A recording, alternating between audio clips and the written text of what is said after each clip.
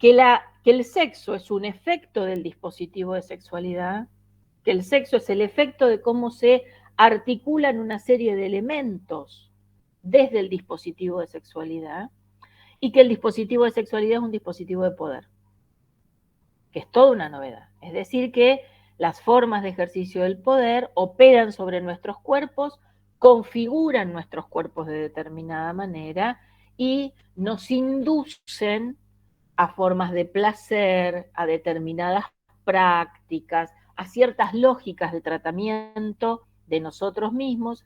En ese texto, Foucault formula una de las piezas claves de todos los debates posteriores en torno a sexualidad y género, que es por qué corno el sexo es una clave de nuestra identidad.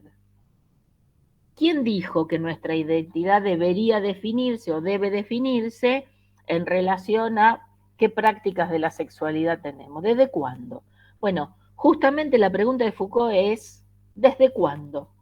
Lo que él muestra es la historicidad y la contingencia de anclar sexualidad e identidad. Nosotros tenemos totalmente asumido que llenamos los formularios, contestamos las encuestas, hablando de las encuestas, nos presentan los documentos y en todos lados tenemos que andar diciendo qué cosa.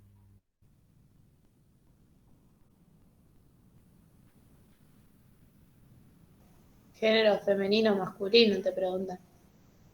Y hemos logrado un progreso así inenarrable cuando logramos que pongan una tercera alternativa. Bueno, la pregunta no es esa, ¿no? El logro no es que pongan una tercera alternativa. La pregunta de la abolición es por qué corno debería figurar en relación a nosotros cómo nos identificamos respecto de nuestra sexualidad. Bueno, eso yo supongo que a medida que vayan avanzando los datos biométricos desaparecerá ese problema, ¿no? Porque ya van a tener la huella, la cara, todo listo, ¿no? No van a necesitar más el problema de que les digamos qué somos. Ahora, lo cierto es que hay toda una apuesta de la primera mitad del siglo XX, yo diría un poco más que la primera mitad del siglo XX, yo diría 2/3 del siglo XX, y el psicoanálisis tuvo mucho que ver con eso, toda una apuesta en que nos desciframos a nosotros mismos, nos conocemos a nosotros mismos, en la medida en que logramos decodificar nuestro deseo sexual, porque eso nos constituye, porque nuestro deseo sexual es lo que nos dice a nosotros mismos quiénes somos. Bueno, este capítulo es la piedra angular del cuestionamiento de este problema. ¿Por qué nosotros deberíamos buscar en nuestros deseos sexuales la clave identitaria? ¿Por qué uno debe decir yo soy? ¿Qué le importa? ¿Por qué debería importar en el ámbito público? Yo soy A, yo soy B, yo soy Z. En este punto, entonces, la mirada retrospectiva del trabajo de Foucault pretende justamente marcar cómo esto no fue así siempre. Pretende mostrar cómo se constituye en un determinado momento y retrocede para señalar justamente que la experiencia humana de ser seres sexuados, digamos, de cómo nos procreamos, para decirlo de alguna manera, no implica al sexo, tal como lo pensamos nosotros contemporáneamente. Yo diría que este texto tiene una marca histórica fuerte, en el sentido que es un texto que uno puede pensar contemporáneamente cómo envejeció, porque muy difícilmente nosotros podríamos pensar la sexualidad contemporánea en clave de represión. Nosotros estamos muy lejos de la lógica de la represión. Tenemos una clave de la sexualidad contemporánea muy distinta, no menos manipulada, pero muy distinta a la de la represión. Y en ese sentido, es interesante, digamos, pensar cómo otros autores, como otros teóricos, digamos, Paul Preciado, por ejemplo, trabaja claves de sexualidad contemporánea en una lógica que no tiene que ver con el principio de la represión, etcétera. O sea, cómo da cuenta de ese paso del tiempo y del cambio en las sociedades. Ahora, también es cierto, fíjense que en el texto Foucault trabaja la articulación en ese momento histórico particular entre lo que él llama la analítica del cuerpo y la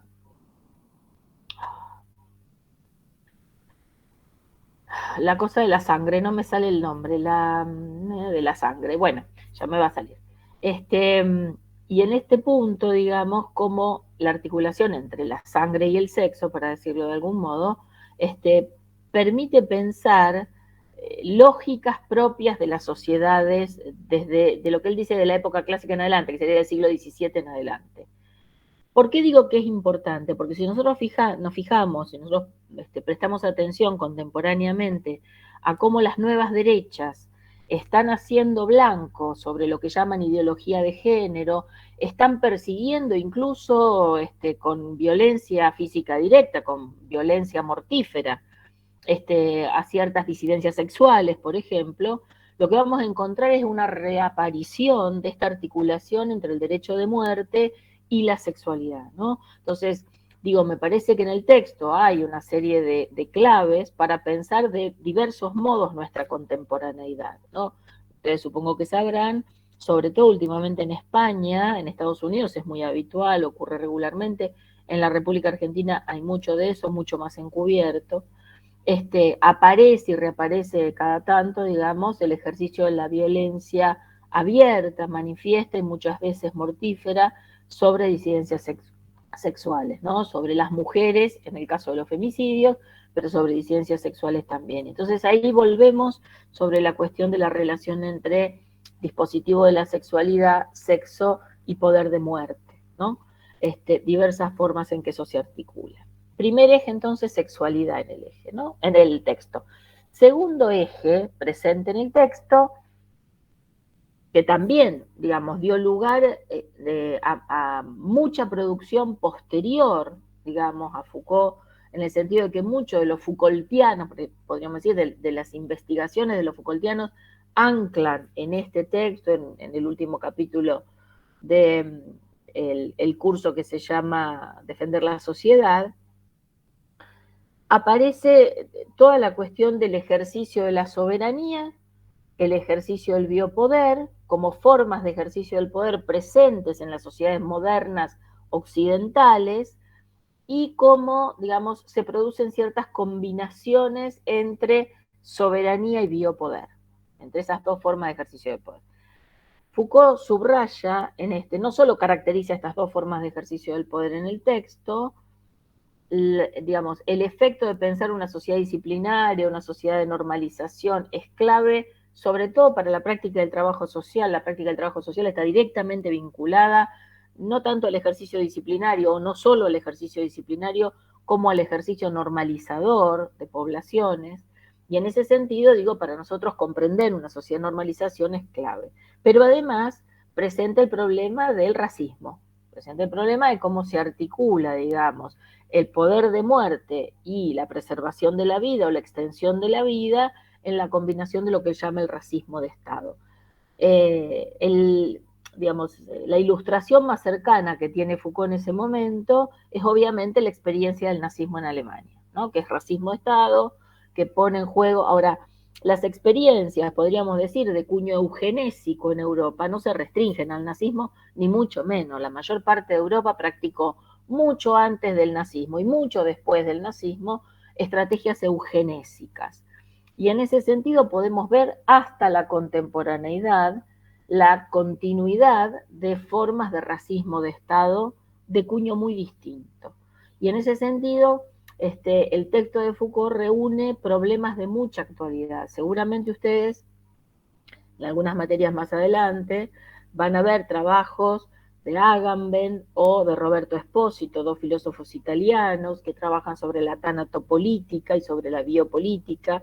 Van a ver trabajos de los anglo-Foucaultianos, como por ejemplo Nicolás Rose, o como por ejemplo Miller, Valverde, etcétera, que toman, digamos, bueno, en el caso de la República Argentina, como Pablo de Marini, que toman muy específicamente el problema, digamos, del derecho de muerte, el poder sobre la vida, como claves de desciframiento de la situación, digamos, política contemporánea.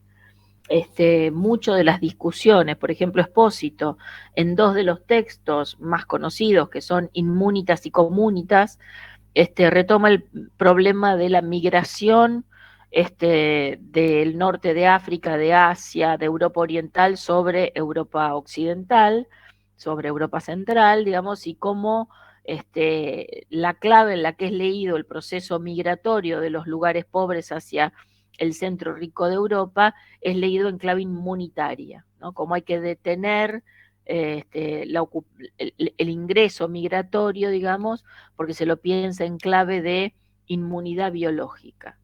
Van a encontrar, qué sé yo, entre los españoles, mucha discusión sobre Melilla, sobre el modo en que cruzan los árabes de esa región, digamos, el Mediterráneo, para ingresar en territorio español, justamente en esta clave, digo, ¿no? Por eso nos parecía que era un texto como muy necesario para después poder seguir otros recorridos, digamos, ¿no? Bueno, hasta acá ubican algunas cuestiones. Ahora, a medida que vayamos trabajando sobre el práctico, vamos a volver sobre otras cuestiones del texto, pero por lo menos ubicar este porqué del recorrido del texto. Ahí Fiorella había hecho una pregunta que dice que no entendía el sentido de la represión, por qué hoy en día estamos lejos de pensar en la sexualidad reprimida, que vos lo deslizaste un poco ahí, pero es interesante.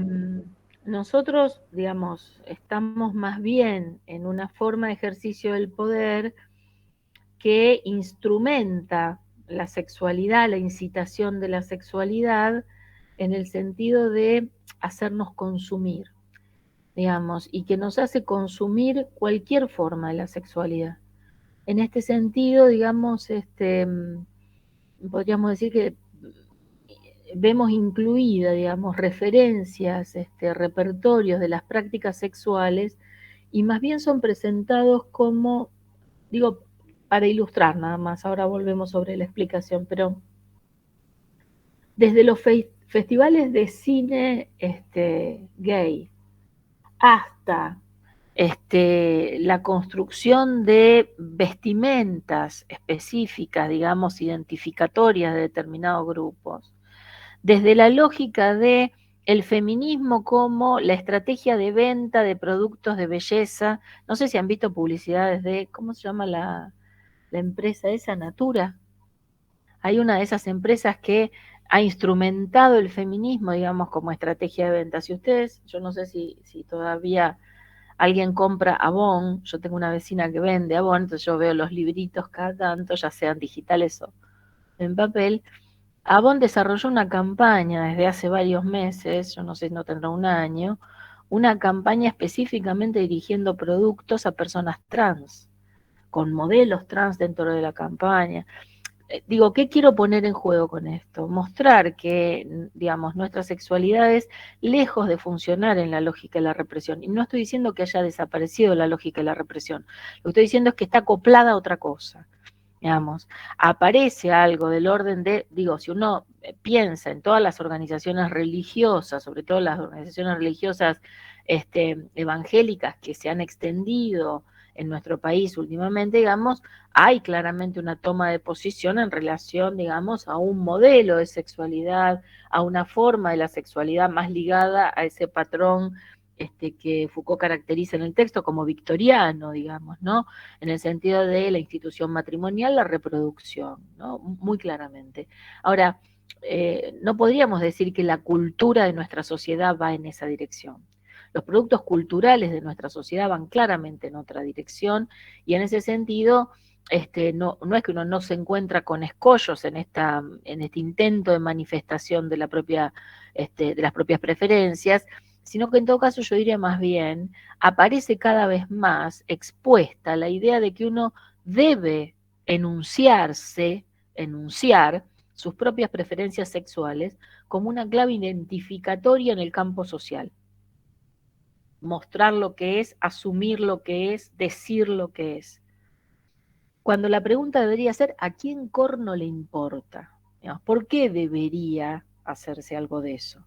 Bueno, básicamente, digamos, se insta porque anclar sexualidad a identidad es un modo de promover estrategias de gobierno, estrategias de gobernar grupos, poblaciones, etcétera. Ofreciéndoles qué cosa? Ofreciéndoles formas del placer, formas del consumo, determinado tipo de modos de vivir, ¿no? y esos modos de vivir, quiero decir, para que ustedes, existe específicamente aplicaciones para encuentros de determinado tipo. Digamos, ¿por qué surgen? Sino porque nos están instando. Si efectivamente la lógica fuera la de la represión todavía hoy, estarían prohibidas. Digo, ¿quieren pensar un país que todavía funciona sobre la lógica de la represión? Rusia. Y aún así tiene problemas para sostener eso. ¿No? Porque digo, las aplicaciones son internacionales, funcionan en los teléfonos, aún así tienen problemas. Entonces, nuestra cultura ya no es una cultura que funciona en la lógica de la represión. Para comparar, cuando Foucault habla de la cultura victoriana, cuando dice nosotros los victorianos, está pensando en una época en la cual al más importante dramaturgo británico, que era un irlandés, que, digamos, era homosexual y no se esforzaba grandemente en ocultar sus preferencias, digamos, tenía romance con jóvenes y andaba por ahí en el teatro, en la calle con los pibes, lo encerraron hasta que murió, lo encerraron, lo encarcelaron prácticamente hasta momentos inmediatamente anteriores, Oscar Wilde, ¿no? Lo encierran hasta prácticamente su muerte. Y era uno de los tipos más famosos, como si yo les dijera hoy acá encerraron a Tinelli. Digo, ¿no? Más o menos, esa sería el estatuto. Entonces, estamos hablando de sociedades donde efectivamente el ejercicio de la represión era brutal. La persecución, la represión era muy brutal, ¿no?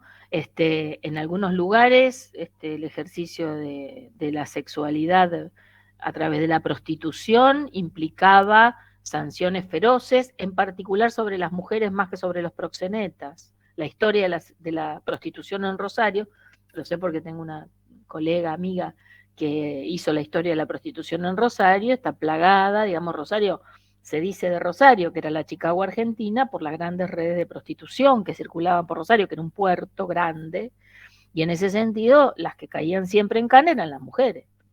Eso es una sociedad represiva.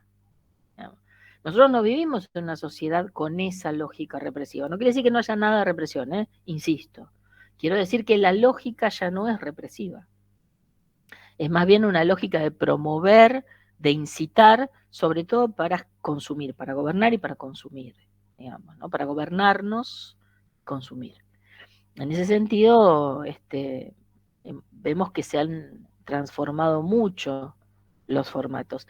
Y esto también está directamente ligado, cuando se discute en el marco del feminismo, digamos, muchos de los procesos de incremento de la violencia sobre mujeres y sobre disidencias, mucho hay para pensar en relación a qué pasa cuando se desarman formatos clásicos, formatos tradicionales, ¿no? Bueno, cómo lo procesan, digamos, quienes no tienen otros modos de referencia. ¿Qué pasa cuando uno tiene, digamos, un esquema de referencia de ciertas cosas? Y bueno, eso no funciona, digamos, ¿no? Masculinidades de cierto tipo, feminidades de cierto tipo, que tratan de funcionar. ¿Se acuerdan lo que decía Durkheim cuando hablaba de la anomia? Yo tengo una norma que me dice que me comporte de tal modo, resulta que la norma no funciona más. Eso que me indica que haga no funca.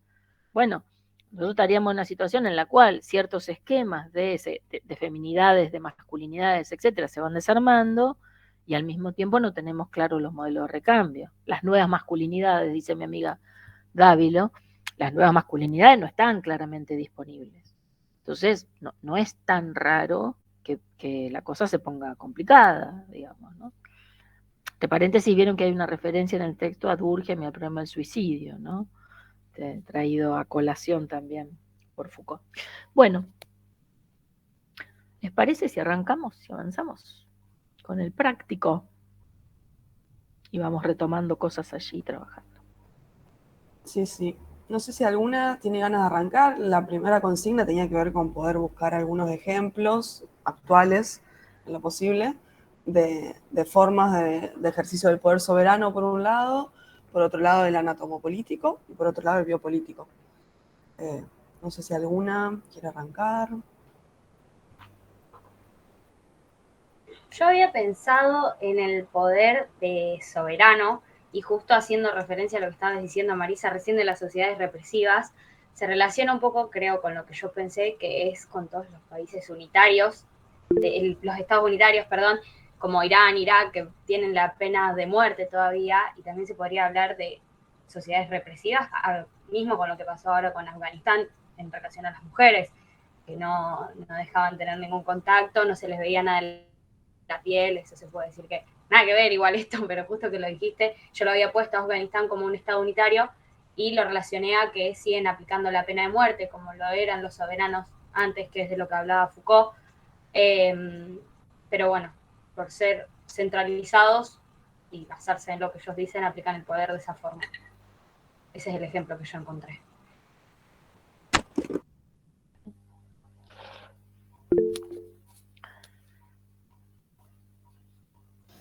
Yo pensé en la escuela más que nada como poder disciplinario porque es como que o sea, entre nuestros cuerpos nos obligan, o sea, a estar sentados, ponerle 40 minutos, cuando por ahí somos chicos y nos cuesta como entender que debemos cumplir determinada función y como que es una forma de ir siendo como más útil a un sistema.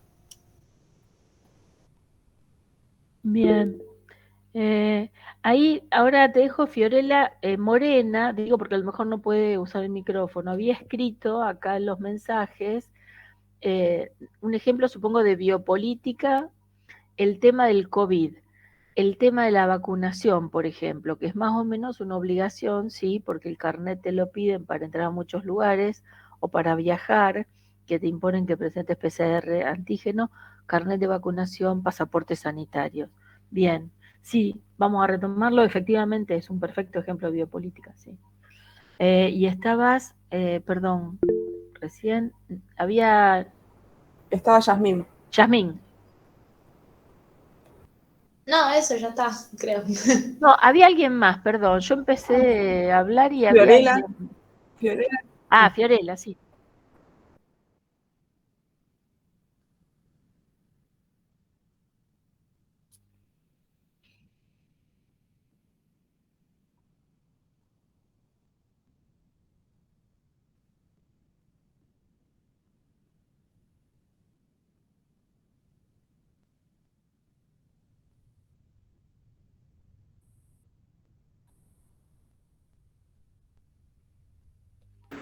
Decíamos esto, profe, de que controlan sus horarios para comer, para bañarse, para todo. Fiore trabaja en un geriátrico y me comentaba cómo era todo eso.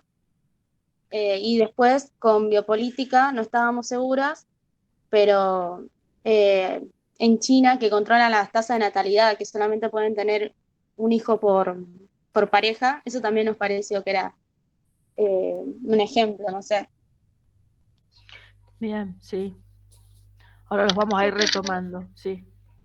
Perdón, yo ¿No? un ejemplo de biopolítica encontré que pueden ser las políticas de salud implementadas por Estados Unidos como una estrategia para controlar principalmente a los migrantes mexicanos durante la pandemia, ya que la cantidad de migrantes significaría en este momento empeorar la crisis de salud.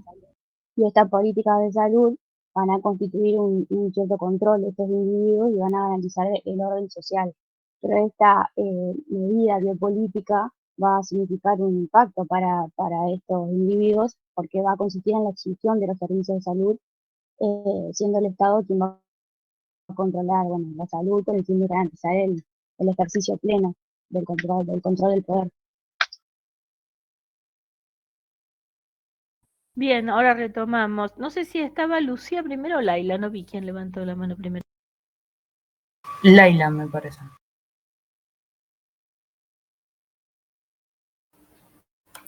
Sí, profe, yo de anatomopolítica, no sé si se escucha bien, sí, porque otra vez no me estaban dando el micrófono. Sí, está bien, ahí veo que anda. Que en realidad, o sea, lo mismo que hablamos siempre, que es escribir, condición escribir, todo eso, de como aprender a usar la mano, mi mamá siempre me cuenta, yo me acuerdo que a ella en la primaria le sacaban como una foto que le daban un aparatito que vos lo ves a contraluz, ella es zurda, y en todas esas fotos de todos los años tiene la mano derecha, porque el ideal era que la mano derecha, foto del 75, o sea, una metáfora de la política.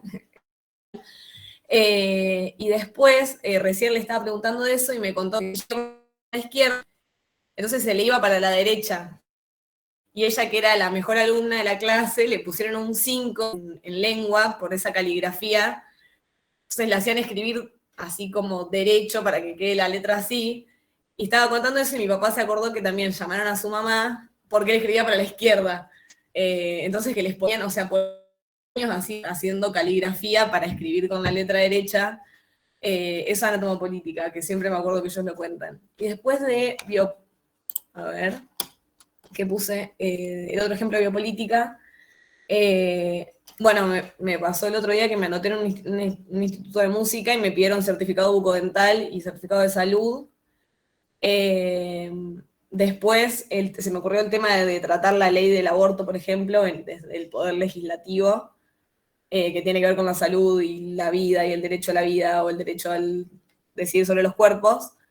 Y después el tema de autocontrol y autogobierno.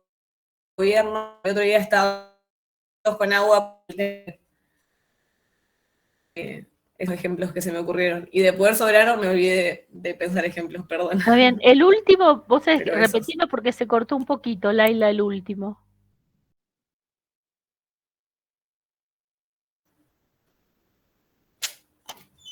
Sí, que con el tema del dengue estaba vaciando cacharros en el patio que se llenaron de agua con la lluvia. Bien, bien. Lucía. A mí se me había ocurrido lo de biopolítica, que el año pasado se empezó a propagar la enfermedad en la sociedad y se estaba viviendo un periodo de cuarentena. Entonces, es una política pública que regulaba la vida de la salud de la población. Y después, como anatomopolítica, se me había ocurrido cuando llegabas de la escuela y tenías que hacer la fila y ver y izar la bandera, entonces es como una parte de estar normalizando a los alumnos y formar el carácter. Sí, 2 grados bajo cero en el patio levantando la bandera, totalmente, claro. Perdón, Berenice. No, por favor, no. Yo nada más en relación con lo que decía Lucía recién, yo lo que había pensado era del tema del COVID, más que nada no el COVID, sino la restricción, ya sea de la cuarentena o de no poder salir de tu país. Era la que había pensado en cuestión de biopolítica. Bien. Me parece ver. Bueno, y de Juliana, nuevo, en las filas de la escuela también eso de mujer varón, o sea, si no sé cómo estarán ahora, que como estaban en su momento, cuando éramos más chicas, todavía las personas se identificaban como mujer y como varón para hacer fila en la escuela. Incluso también puede ser cuando, o sea, a la hora de ser los abanderados, que le dan de acuerdo al promedio más alto, o sea, las calificaciones, que a veces resulta bastante, un poco frío, más cuando son chicos. Creo que es una forma también de instaurar una forma, un estilo. sí, claro, es un modo de jerarquía, de ordenamiento jerárquico. En la época de mi mamá se utilizaba lo que se llamaba el cuadro de honor. Y el cuadro de honor era, digamos, la fotografía chiquitita de todos los que habían terminado quinto año, y entonces los 3 primeros de arriba eran los mejores promedios, los 4 de abajo los que seguían, y así. Estaba ordenado, pero literalmente, digamos, el cuadro en función de las notas, los promedios que habían sacado.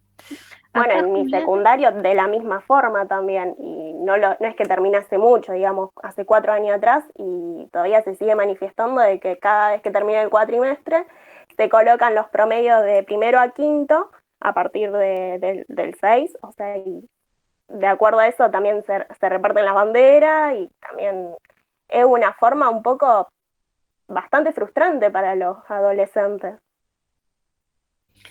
sí, claro, bien la estructura jerárquica, digamos, disciplinaria de la escuela, claro. Sí. Juliana. Sí, en nuestra escuela también estaba con nombre y apellido en el medio del hall de entrada y los promedios.